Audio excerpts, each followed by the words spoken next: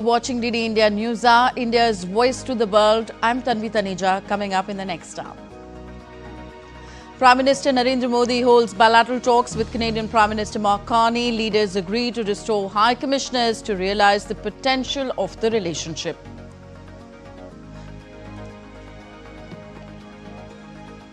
Prime Minister Narendra Modi holds fruitful discussions on diverse global issues with world leaders on the G7 summit sidelines. Expresses commitment to furthering global peace, prosperity and sustainability.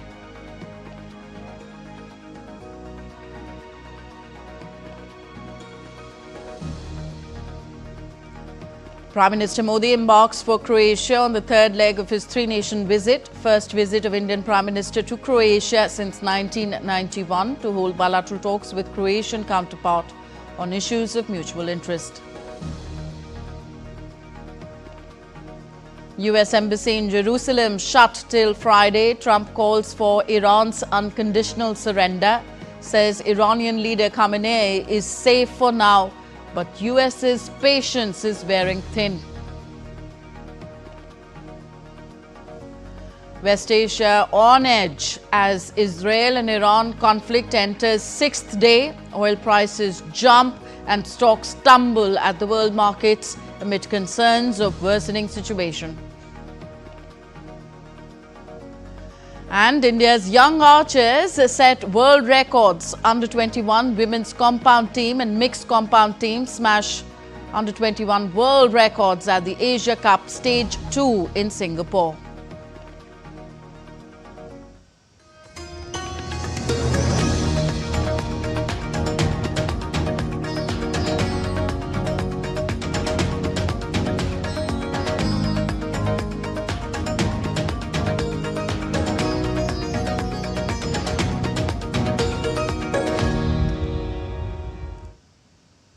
Prime Minister Narendra Modi this morning concluded a productive visit to Canada where he participated in the G7 Outreach Summit in Kananaskis.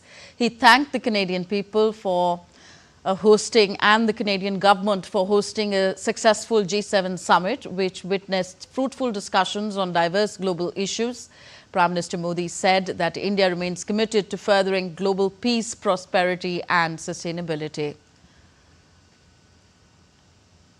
Other leaders of Australia, Brazil, Mexico, South Africa, South Korea, Ukraine and heads of international organizations, the United Nations, World Bank convened for a collective commitment to addressing global challenges and promoting common values. France will host the next G7 Leaders Summit at the Alpine Spa Resort town of Evian-les-Bains.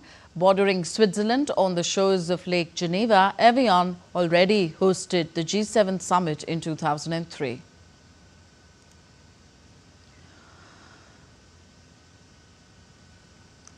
Prime Minister Narendra Modi met Canadian Prime Minister Mark Carney on the sidelines of the 51st G7 Leaders Summit in Kananaskis, complimenting the counterpart and the government for successfully hosting the summit. Both leaders held discussions on a wide range of issues. In a joint remark, Prime Minister Modi said that India has kept the foundation in G20 for global good and it should be taken forward at G7 as well. Prime Minister Modi said that India and Canada are connected by a strong belief in democracy, freedom and rule of law.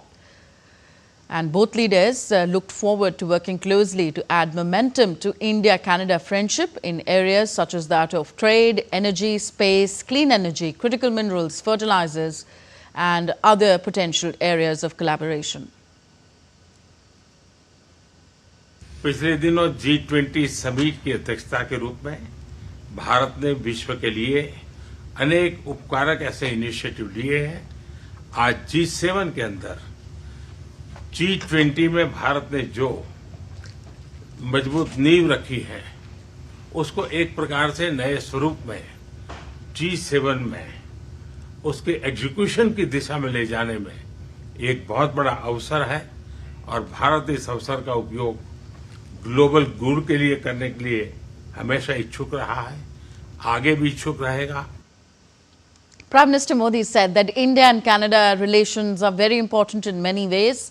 Many Canadian companies have investments in India. The people of India also have huge investments on Canadian soil. लोकतांत्रिक मूल्यों को समर्पित Canada और भारत मिलकर के लोकतंत्र को मजबूत करना होगा, मानवता को मजबूत करना होगा, हमारे रिसोर्सेज का ऑप्टिमम यूटिलाइजेशन कर करके मानव जात के कल्याण के काम में कैसे ला सकते हैं, उस दिशा में हम प्रयास करते रहेंगे। और मुझे विश्वास है कि प्रधानमंत्री जी के चुनाव के बाद मुझे पहली बार मिलने का मौका मिला है, तो इस चुनाव के भव्य विजय के लिए भी मैं उनको बधाई देता हूं और आने वाले कालखंड में उनके साथ भारत और कनाडा मिलकर के अनेक क्षेत्रों में प्रगति करेंगे। Canadian Prime Minister Mark Carney, on his part, said that India's presence at the G7 summit is a testament to the importance of Prime Minister Modi's leadership. He added that Canada stands with India in its fight against terrorism. It's a great honor to host you at the G7.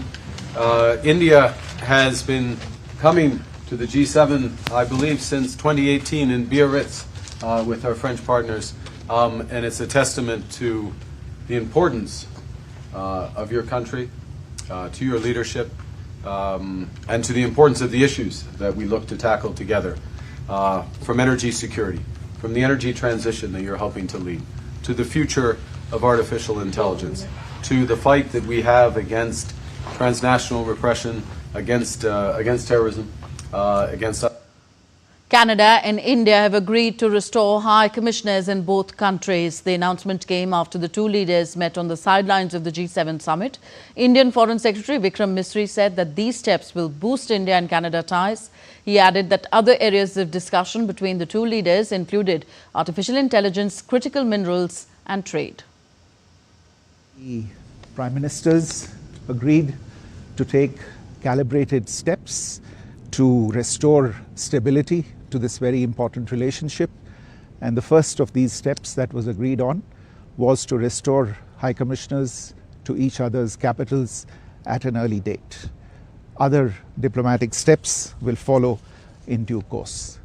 The two Prime Ministers also agreed to resume senior and working level mechanisms and discussions in a host of areas related to trade, to people contact and connectivity, all of them intended to bring greater momentum to the relationship. So Prime Minister Narendra Modi also met other world leaders on the G7 margins and discussed bilateral ties, regional and global issues with his global counterparts on the sidelines of the G7 summit in Kanaskis, Canada.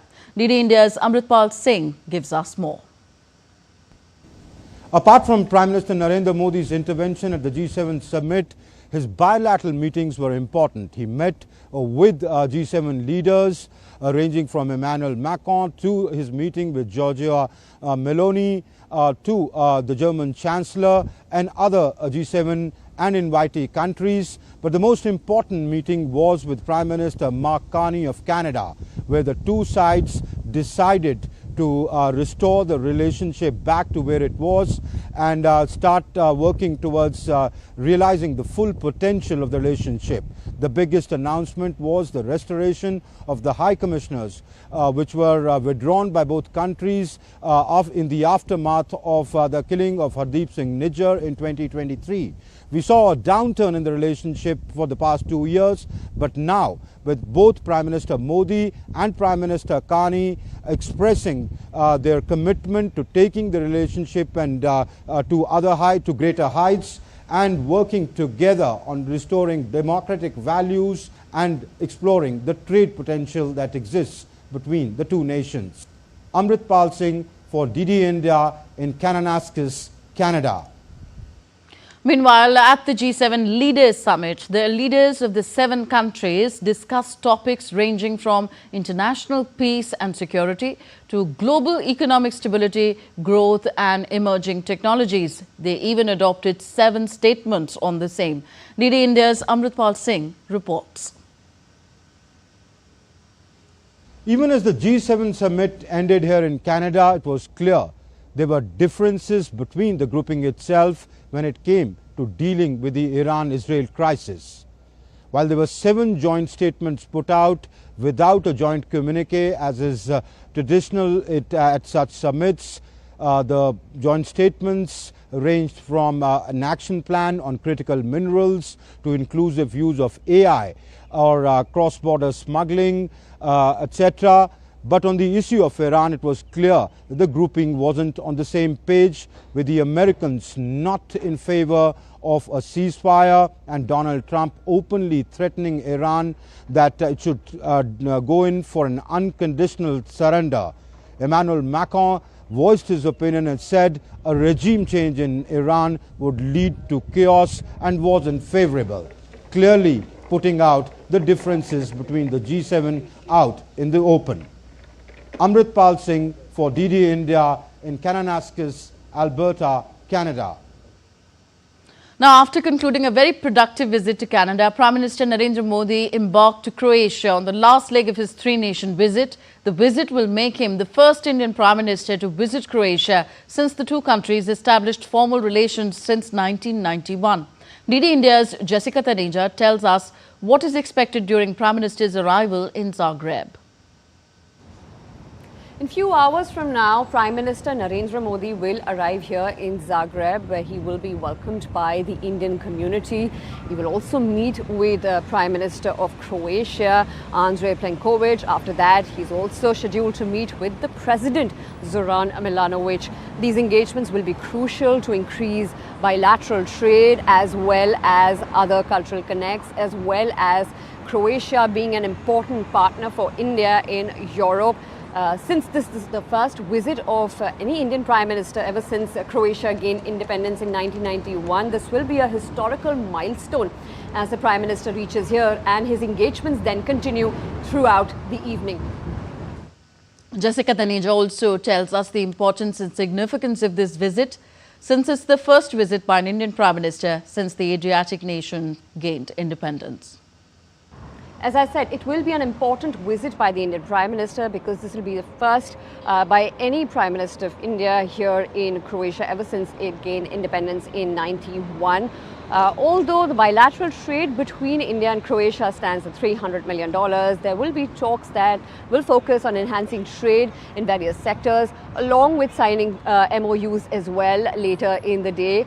We will get you all those updates, but important to note that Croatia is both an EU and a NATO member, so both politically and economically stable, and India's expansion towards its engagement with Europe, not just limiting itself to the Western European nations, but also now to Croatia. He was in Cyprus, now in Croatia. India now increasingly looking forward to engage with other European partners as well. Jessica Taneja reporting from Zagreb, Croatia. Still to come on DD India News Hour. Indian Embassy in Tel Aviv issues travel advisory, issues helpline numbers for Indian citizens. Donald Trump keeps all options on the table, whether to join Israel's air campaign against Tehran or not, in his National Security Council meeting on Tuesday. And Iranian leader Ayatollah Ali Khamenei says they will show Israel no mercy as air war rages on.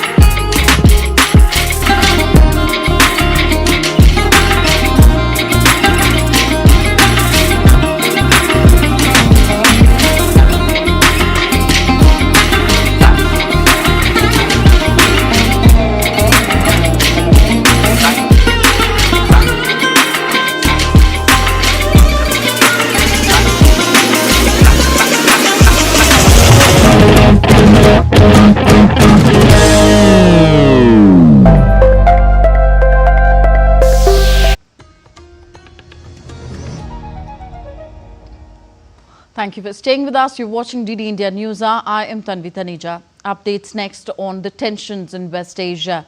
Iran and Israel launched new missile strikes at each other on Wednesday as the conflict between the two countries entered the 6th day.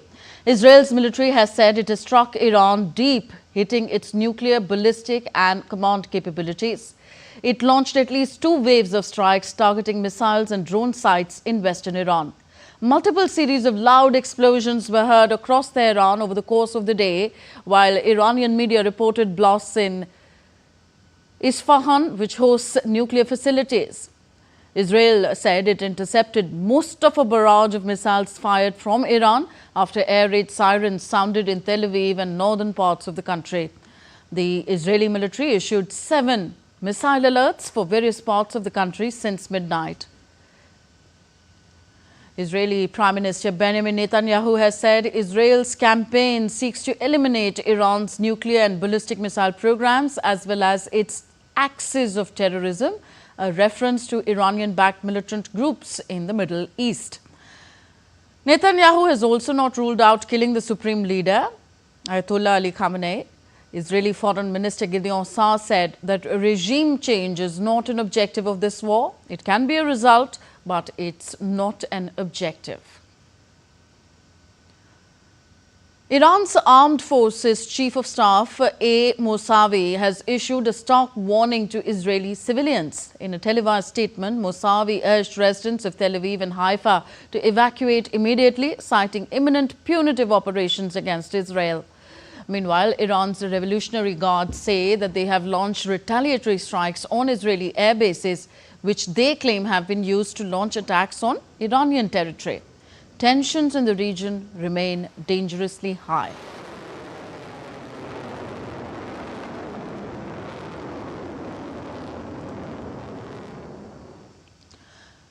Now, amid these escalating tensions between Iran and Israel, US President Donald Trump called for Iran's unconditional surrender and warned that US's patience was wearing thin.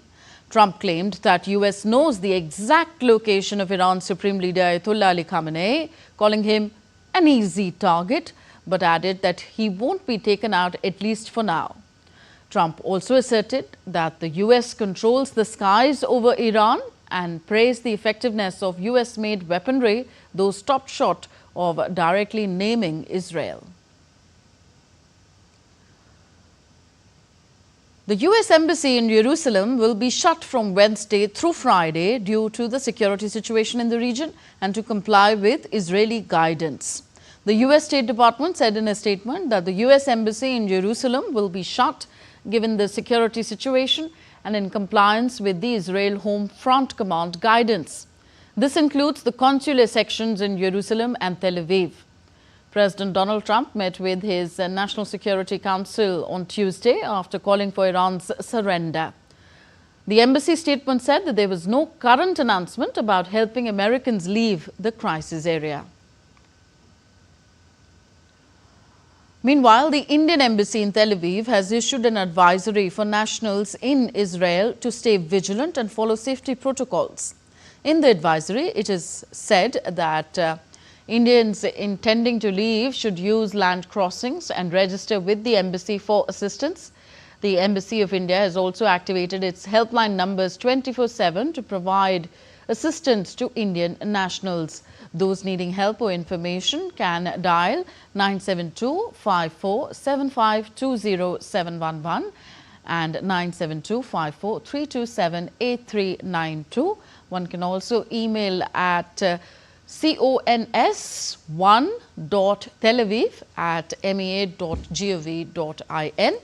In addition, Indian nationals who remain in Israel and have not yet registered with the embassy have been strongly urged to do so immediately via the registration portal indembassyisrael.gov.in/Indian_national_reg.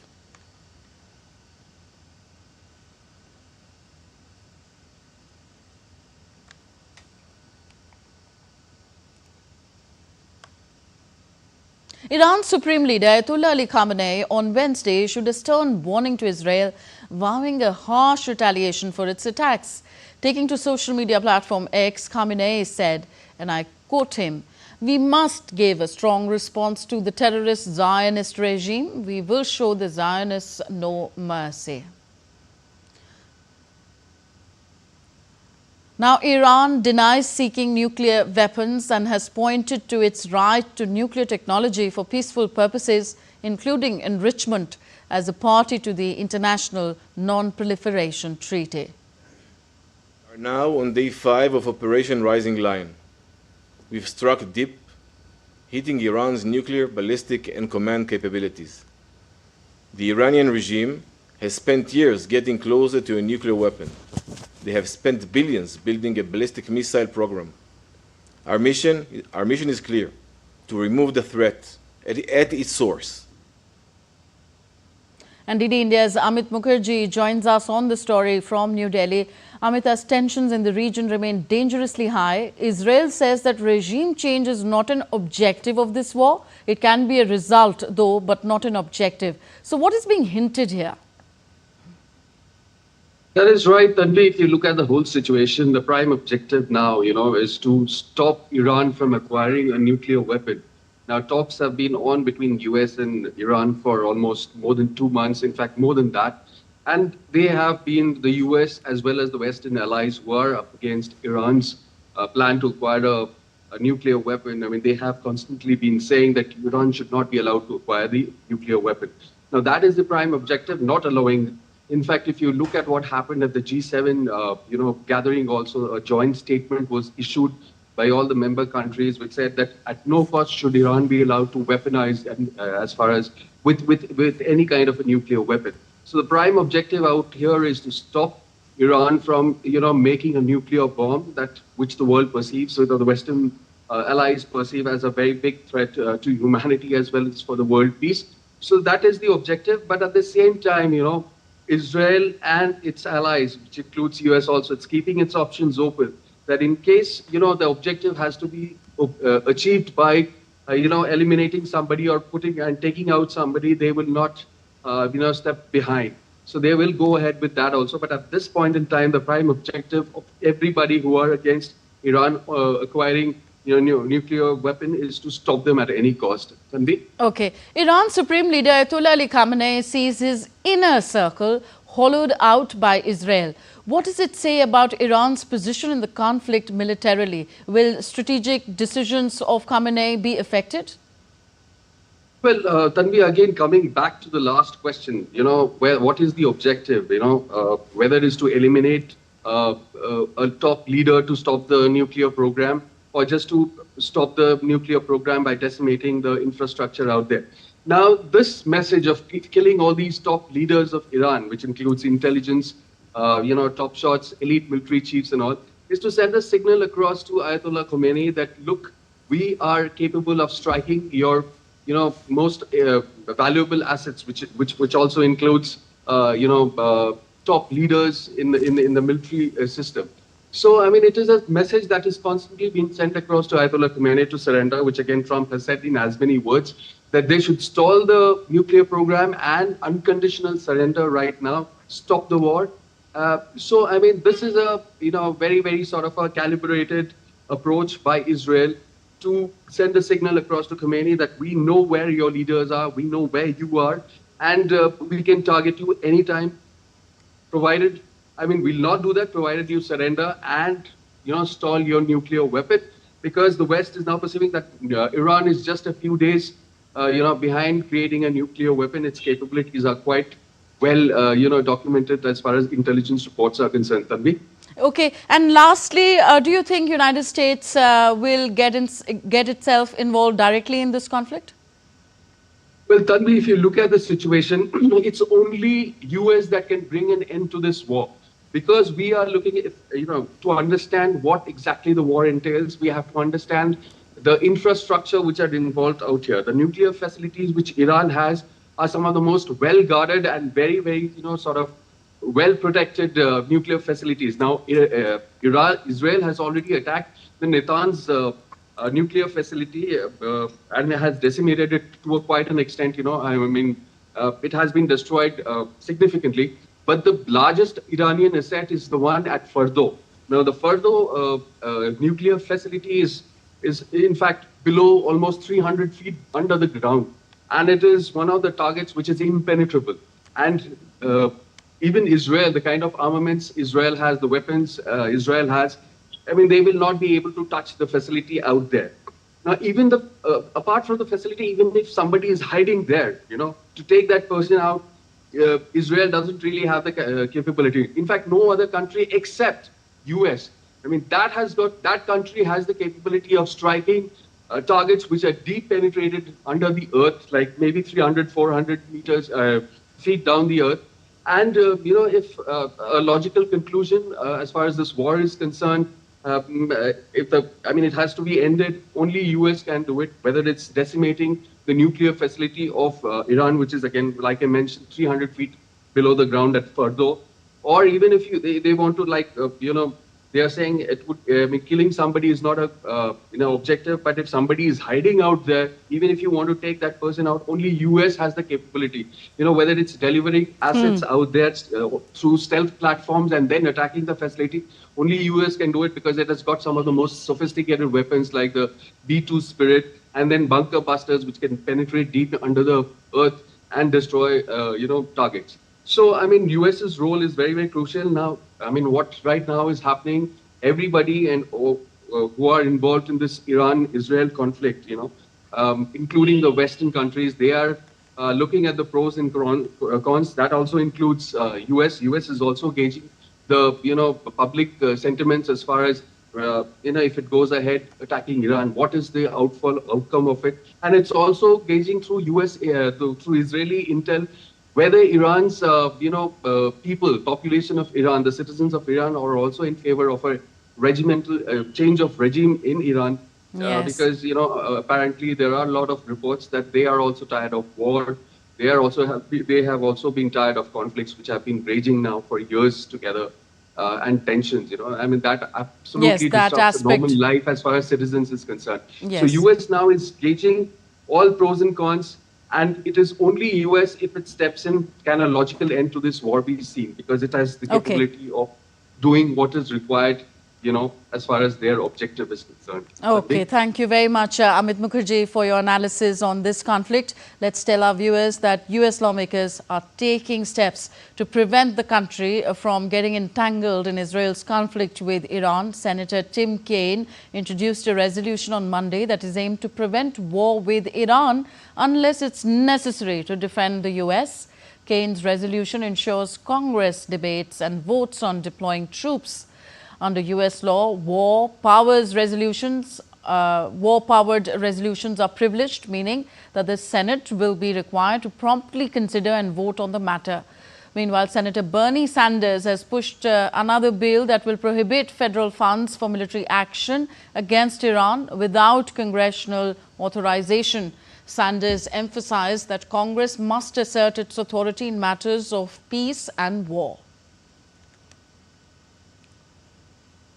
So with the Iran-Israel conflict showing no signs of abating, oil prices surged more than 4% on Tuesday. US crude increased 4.28%, almost 4.3%, to $74.84 per barrel, while Brent crude ended the day at $76.45 per barrel, up 4.4%. Iran partially halted gas production at South Pars field following an Israeli strike, but there were no significant disruptions to the supply. Market hesitancy was also exacerbated by worries about disruptions in the Strait of Hormuz. According to analysts, the crisis may cause oil prices to rise even more, resulting in a security premium of up to $10 per barrel. The world oil market prepares far more volatility as geopolitical risks escalate. Still to come on DD India News Hour. Authorities working tirelessly to identify victims in the fatal Air India plane crash in Ahmedabad. India's civil aviation body DGCA reviews Air India operations, flags maintenance-related delays, asks to tighten procedures. And India's first anti-submarine warfare shallow watercraft Arnala joins the Indian Navy.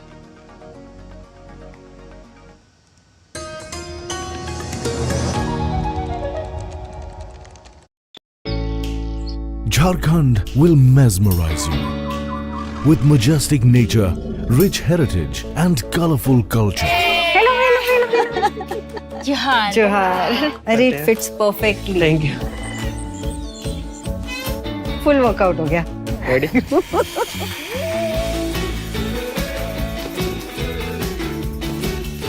Postcards from Jharkhand on National Geographic. You're watching DD India News Hour. I am Tanvi Taneja. So, after concluding a very productive visit to Canada, Prime Minister Modi embarked to Croatia on the last leg of his three-nation visit. With the visit to Croatia, India aims to establish a far more robust and diversified economic partnership with the European Union member. DD India's Jessica Taneja spoke with India's ambassador to Croatia, Arun Goyal, about the expectations from the bilateral engagements. We have with us India's ambassador to Croatia, Arun Goyal. Thank you for speaking to DD India and taking out time for us. This will be the first visit by an Indian Prime Minister to Croatia since it gained independence in 1991. Tell us about the importance of this visit and what all can we expect. Jessica, we need to go slightly older history. First Croatian kingdom was set up in 925 AD by King Tomislav. Thereafter, the Croatians got their own nation in 1991. So they have a history of a dream not being fulfilled for more than 1,050 years. Today there are 3.8 million Croatians in Croatia, and slightly more than that, 4 million Croatians are across the world, be it US, Germany, Australia, everywhere. They are a very closely knit community. Their dream, the aspiration, got fulfilled in 1991. Now, this is the first visit by Indian Prime Minister to Croatia. So, this is being eagerly looked forward to by Croatians both within Croatia and outside Croatia. So, in the world order, which is undergoing profound change at this moment, of course, they are a member of EU. They are looking forward to be on the global stage. And visit by Indian Prime Minister Shri Narendra Modi helps them to project themselves to be on the global stage and of importance. So that's the way Croatians look at it. And what are the discussions that the Indian Prime Minister Narendra Modi will have with his counterparts, the Croatian Prime Minister, and as well as with the President? What can you tell us about that? See, we have very warm and cordial relationship with Croatia. But first visit by Prime Minister of India to Croatia puts Balkans in a different perspective of high importance in the India's foreign policy. This, I'm sure, is going to put India-Croatia relations on a different trajectory. So when the two leaders meet, they have one-to-one talk. It's not merely what is on agenda today, but more will flow out of it when that bond starts happening. So we should be looking forward to a very productive exchange of not merely the goods and services, but of high-tech personnel in the decades to come. Because Croatia has done more innovations as compared to their size, and Indian manpower is also, as you know, world respected. So we are having, for example, an agreement. There's going to be a program of cooperation in the field of science and technology. Croatians have been eagerly looking forward to it. So this will set the two countries existing science technology systems, materials, information, the personnel, which will have exchange of young researchers thereafter. Similarly, in the field of agriculture, the agreement which is likely to be signed, that is going to bring the research and development in agriculture and allied fields. 30 fields approximately have been enumerated, where there will be close exchange of materials, research, information and personnel. Right. And as you tell us about the engagements that are planned, an interesting turn of events as well. Before this year ends, India and the European Union are expected to finalize a free trade agreement. And Croatia, being both a NATO and an EU member, is quite an important and a vital partner when it comes to various sectors of cooperation. How do you see Croatia playing an important role when it comes to India-EU FTA, and where does it fit in the picture? Croatia is a member of EU, also Eurozone and Schengen. So visit by Honorable Prime Minister and the interaction between the two leaders is going to help us find a reliable partner in the EU, and it will help India to push the FTA with EU faster and more meaningful. So after all, when you are negotiating, you need friends. So this is going to be, I'm sure this is going to be a very good asset. When both the leaders meet, they talk to each other, they have the bonding. So we'll have a strong partner in Croatia, in EU. Right, and we also noticed that the University of Zagreb has a Department of Indology. There are a lot of cultural exchanges as well. The relevance of Sanskrit also can be seen in Croatia. What more can we expect in terms of cultural ties between the two nations? We know that yoga is quite popular here as well. What all have you seen that has been so popular when it comes to Indian culture and our other exchanges? What can you tell us about that? See, if we look at the exchange between the people of Croatia and people of India, it goes back many centuries. Around 1530 to 1540, what we know as Dubrovnik, in the local language, in Latin it's Ragusa. So they had a town, Sobras, in Goa. So there were 12,000 people there in 16th century. And in 1560s, they built a church in the name of Saint Braz. It's just the Saint Blaise, who is known as the protector of Dubrovnik. Thereafter, in the 18th century, a Croat missionary, Carmelite missionary, he produced first book on Sanskrit grammar. That was the period when Europeans had developed interest in Indian culture, and Sanskrit language being the main, as you know, of the Indian culture. So they were looking at the linkages amongst European languages and with the Indian language with Sanskrit, so which led to the saying of Indo-European group of languages. So the exchange of culture, the mutual respect for each other is centuries old. It's in that continuation we should be seeing the popularity of yoga here in Croatia. So as on today, about 10,000 Croatians practice yoga almost daily. There are 250 yoga studios, and there are about 25 Ayurvedic studios. There are restaurants, high-end restaurants, which are serving plant-based food. I recently went to Brach Island. There in Bol, there's a high-end plant-based restaurant, and these people who are into Ayurvedic food, they have immense love and respect for Indian culture. They have visited India many times, and they are our true ambassadors here. Thank you for summing the relationship between India and Croatia for us. Well, you heard from Ambassador Goyal, the relation between India and Croatia dates back to many centuries. And as the Prime Minister is set to arrive in Croatia, there'll be more that we get for you from the city of Zagreb. This is Jessica Taneja for DD India in Zagreb. And next updates on the Ahmedabad plane crash.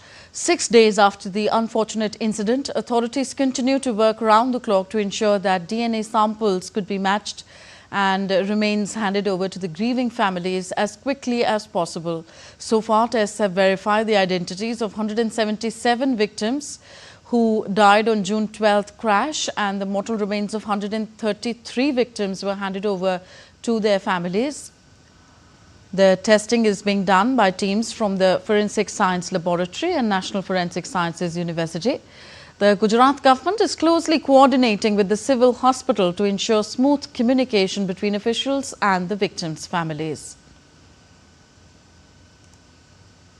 India is set to commission its first anti-submarine warfare shallow watercraft Arnala at the Naval Dockyard in Visakhapatnam today.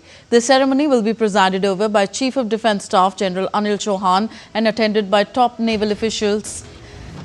Built under the Atmanirbhar Bharat initiative, Arnala is designed for surveillance, search and rescue missions and coastal defence.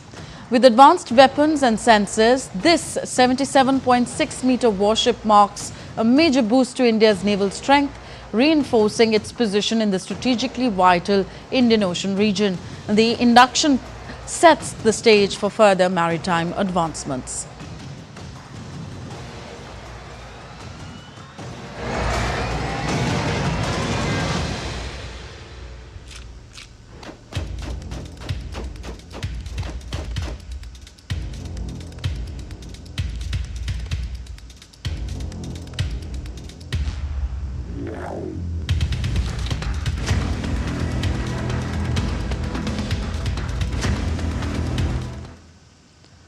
You're watching DD India News Hour, still to come on the show. From ancient wisdom to modern wellness, yoga transforms over centuries to become a global phenomenon. Super 60 USA Legends Tournament kicks off from August 5th, set to drive the growth of cricket in the United States. And Arna Sabalenka apologizes for comments she made after losing the French Open final to Coco Gauff.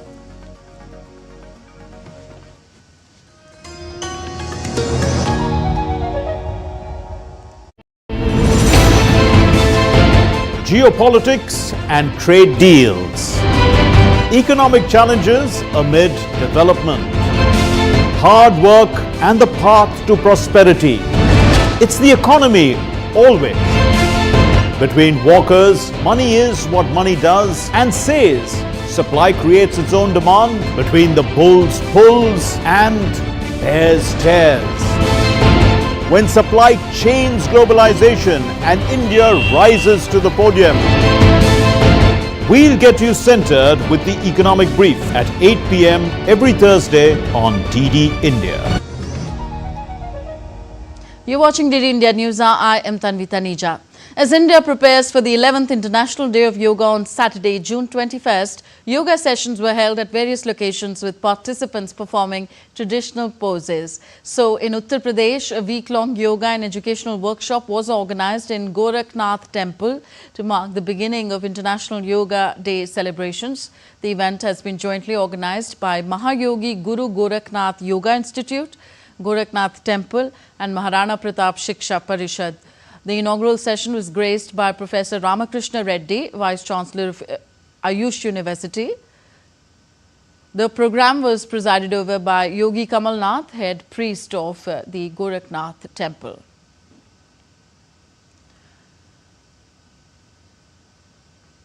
From ancient wisdom to modern wellness, yoga has transformed over centuries to become a global phenomenon.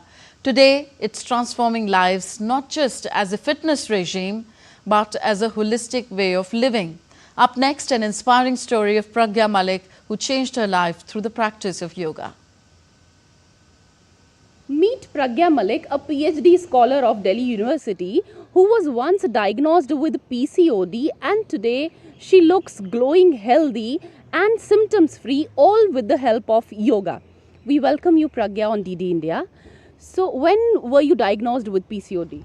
It was back in 2019 that I observed so many symptoms in my body, like weight gaining, hair fall, and disorder with my sleepings. Like, so these are the things happening with my body and with my life. So I just went to the gynecologist and diagnosed with the PCOD. So first I was afraid that gynecologist told me many things about the PCOD. So I realized and I start reading about the PCOD, how to reverse it. Then I start reading about yoga and meditation can cure the PCOD. And right now I'm the example that I reverse my PCOD things. Right now I'm very healthy and mentally fit personality, right? But why did you choose yoga over medication? Because I read about the many allopathic things, then they press the things. They didn't cure the root cause of the PCOD. They just press that time, and it will happen in your future. Like again, yoga and meditation is the only things that can cure your PCOD, PCOS, and many others mental health issues which is going on right now in the contemporary world. You just spoke about mental health. So when it comes to youngsters and specifically females, are there any tips you give to students or youngsters while teaching yoga? Yeah, first of all, while it comes to the mental health issues, like so many things happening in the contemporary world, like youngsters are afraid to do things, and when they like just didn't about to achieve their goals in the lives, like, and many relationships issues are going on with the youngster and Gen Z generation.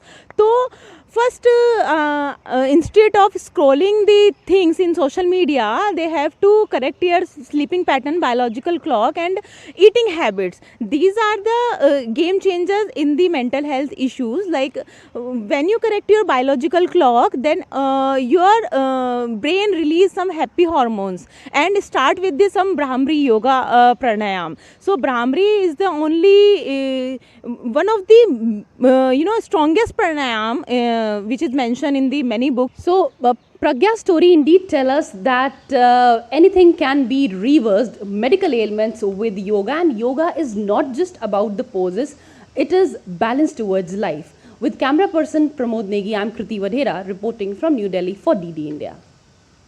From the Himalayas to homes across the globe, yoga unifies our body, mind and soul.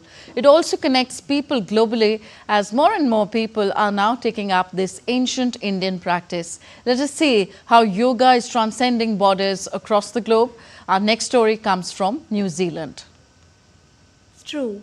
In yoga, the body whispers, the mind listens, and the spirit awakens.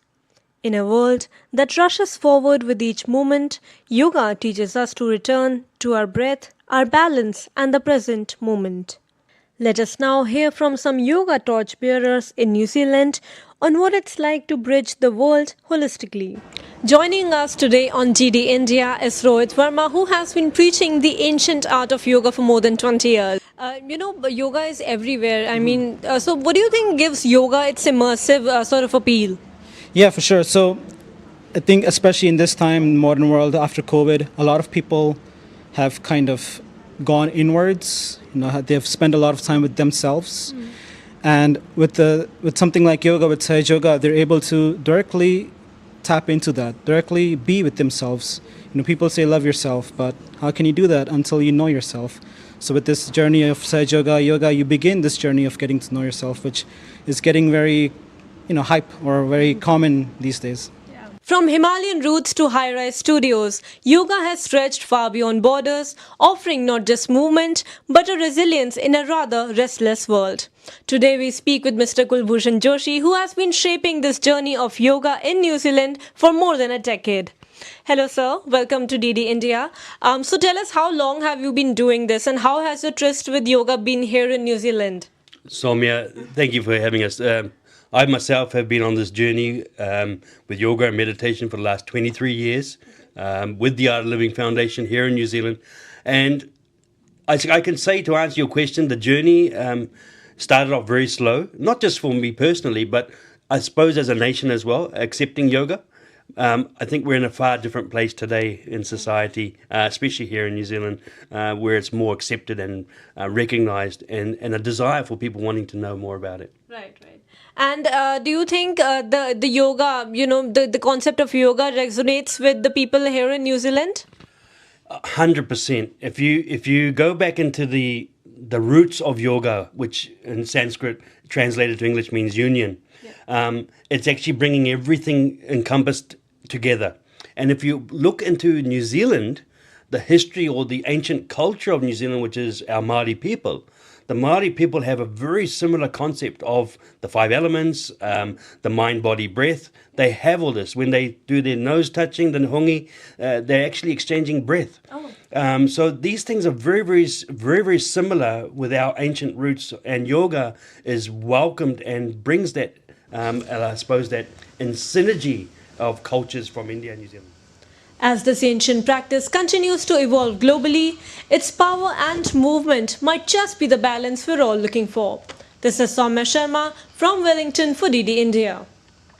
You're watching DD India News Hour. Time now for some sporting action. India's junior compound archers continued their impressive performance at the Asian Cup Leg 2 in Singapore. The women's compound team, comprising Shanmukhi Nagasai and Tejal Rajendra Salve and Tanishka Nikumar, registered a new world record in team qualification with a combined score of 2,101 points. In the mixed team event, Kushal Dalal and Shanmukhi Nagasai added to India's glory by setting another world record with 1,420 points in qualification. The Super 60 USA Legends Tournament featuring star Indian cricketers is set to kick off from August 5th. Shikhar Dhawan, Harbhajan Singh, Suresh Raina, Robin Uthappa are all set to feature in the tournament. The tournament will feature several teams made up of former international stars competing in a condensed 10-over format. The event aims to captivate audiences and drive the growth of cricket across the United States. The tournament will take place over a 12-day span from August 5th to August 16th.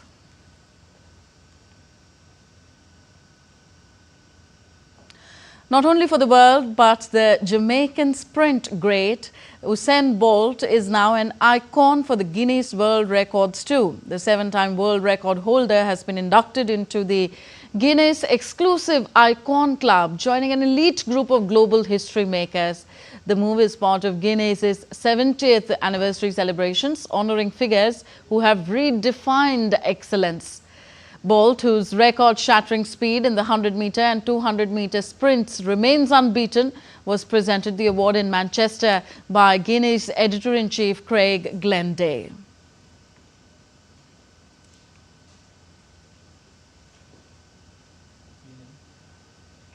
Beyond the Expo, and just like my country, Jamaica, I understand that we want to expand and invite a lot of people. I think tourism is so important in the country itself, and to develop your country and to make it better for your people so you can strive is so important. Sports has brought the world together all around. I think the World Cup, you watch a World Cup, you watch all the tennis games, people are so glued to their TV and they come one to either support or sometimes just to hate the team, you know what I mean? But it's so much togetherness. Further, Serbian President Alexander Vučić and Jamaican sprint legend Usain Bolt met in Belgrade on Tuesday to promote Serbia's upcoming Expo 2027. Belgrade is set to host Expo 2027, a specialized world fair from May 15 to August 15, 2027. The Serbian president stated that 115 countries have already confirmed their participation, with hopes of surpassing 135. The 8-time Olympic champion and the first official ambassador of the event, Usain Bolt, emphasized the importance of tourism and development.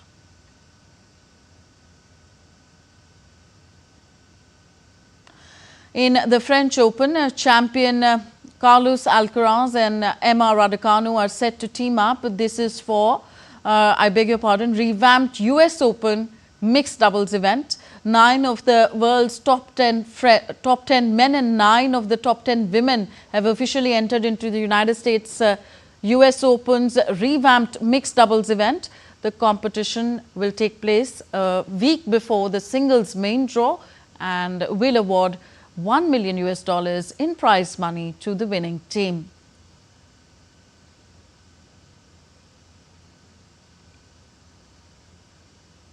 Sixteen teams have entered so far, and the entry window closes on July 28th.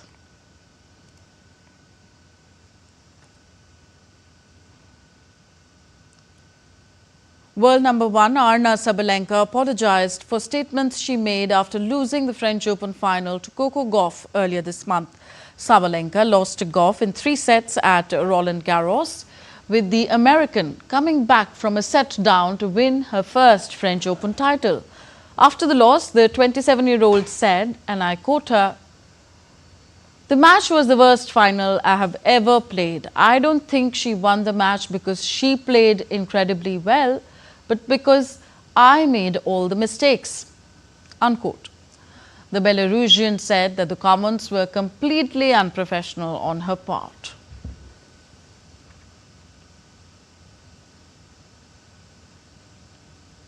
Indian batter Smriti Mandhana has claimed the number 1 rank in the latest ICC Women's One-Day International Player Rankings. Mandhana has been in excellent touch of late and scored a superb century during the final of India's recent tri-series against Sri Lanka and South Africa in Colombo. Mandhana rose to the top of the first time since 2019 after South Africa captain Laura Walrott lost 19 rating points in the rankings updated by the ICC. Walrott has secured a joint second position with England's Nat Scavier-Brunt.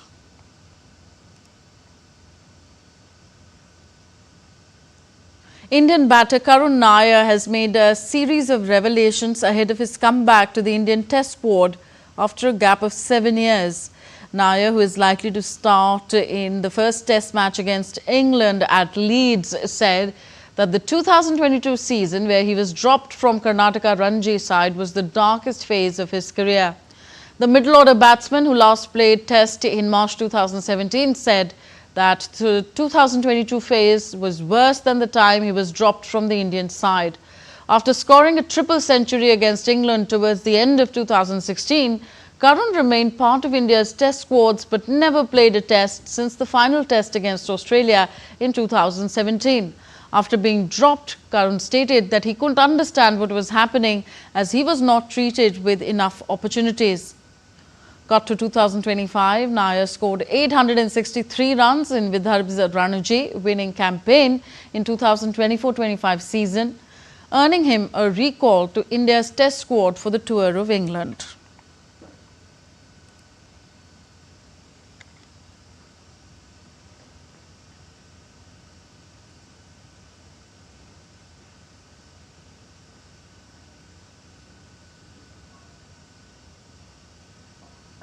And we are heading a short break here on DD India News Hour. News and updates continue on the channel. Stay with us.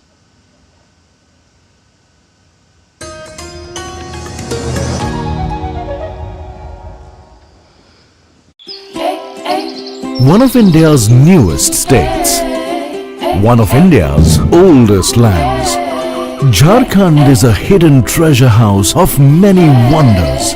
From quaint towns to prehistoric rock art, from thrilling adventure sports to historical heritage sites. Discover your spiritual awakening among revered ancient temples. The month of Shravan in the monsoons is dedicated to Lord Shiv, and that is when the temple gets its maximum footfall. Johar. Johar.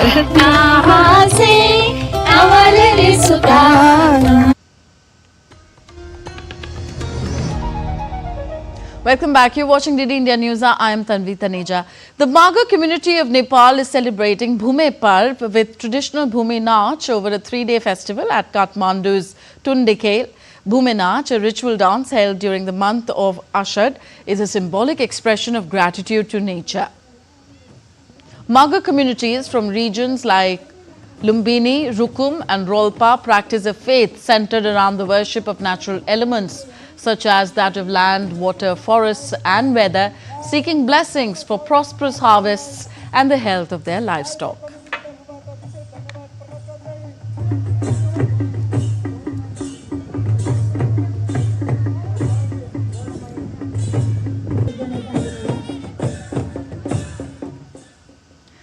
That's all for this edition of DD India News Hour. Do let us know your thoughts on the news of the day. Connect with us on our different social media handles at DD India Live, and you can also download our DD India mobile app for quick news and updates on the go.